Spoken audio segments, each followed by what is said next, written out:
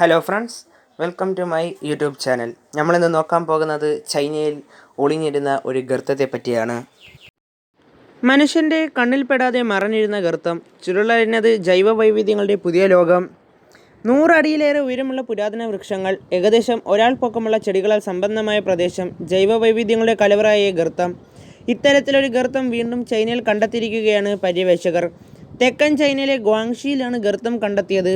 ചുണ്ണാമ്പ് കല്ലും ജലവും തമ്മിൽ ചേർന്നാണ് ഇത്തരം ഗർത്തങ്ങൾ ഉണ്ടാകുന്നതെന്നാണ് വിദഗ്ധർ പറയുന്നത്. ഈ ഗർത്തങ്ങൾ സസ്യജന്തുജാലങ്ങൾക്ക് അനുയോജ്യമായ അന്തരീക്ഷമാണ് പ്രദാനം ചെയ്യുന്നത്. വലിയ ഗർത്തങ്ങളിൽ ചെറിയ പൊയ്കകളും കാണാറുണ്ട്.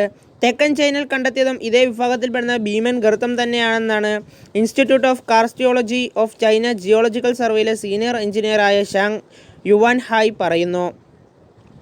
130 അടിയോളം ഉയരമുള്ള പുരാതന മരങ്ങൾക്കൊപ്പം ഒരാളുടെ തോൾപ്പൊക്കമുള്ള ചെടികൾ പോലും ഇവിടെയുണ്ടെന്ന് പര്യവേക്ഷണത്തിന് നേതൃത്വം നൽകിയ ചെൻ ലീഷിൻ അഭിപ്രായപ്പെടുന്നതെന്ന് ചൈനീസ് വാർത്താ ഏജൻസിയായ ഷിൻഹുവ റിപ്പോർട്ട് ചെയ്യുന്നു.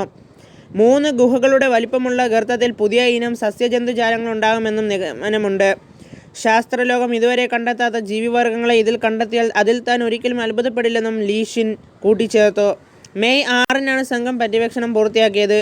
100 മീറ്ററോളം താഴേക്ക് കയറ് കെട്ടിയിറങ്ങിയ സംഘം പിന്നെയും നടന്ന മണിക്കൂറുകൾ പിന്നിട്ടാണ് അടിയിലെത്തിയത്.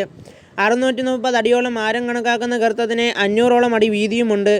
ചൈനയിൽ ഇത്തരം ഗർത്തങ്ങൾ അപൂർവ കാഴ്ചയല്ല. 5 വർഷം മുമ്പ് മറ്റൊരു ഭീമാകാരം ഗർത്തവും പ്രദേശത്ത് കണ്ടെത്തിയിരുന്നു. നിലവിൽ പ്രദേശത്താകെ 30ഓളം ഗർത്തങ്ങൾ ഇത്തരത്തിൽ പര്യവേക്ഷകർ കണ്ടെത്തിയിട്ടുണ്ട്. മെക്സിക്കോ, പാപ്പുവ ന്യൂഗിനി എന്നിവിടങ്ങളിലാണ് ഇത്തരത്തിൽ ഗർത്തങ്ങൾ കണ്ടെത്താൻ കഴിയുന്ന മറ്റ് രാജ്യങ്ങൾ. ചാനൽ എല്ലാവരും സബ്സ്ക്രൈബ് ചെയ്യുക, ബെല്ലൈക്കൺ ഓണാക്കി ഇടുക, ഷെയർ ചെയ്യുക.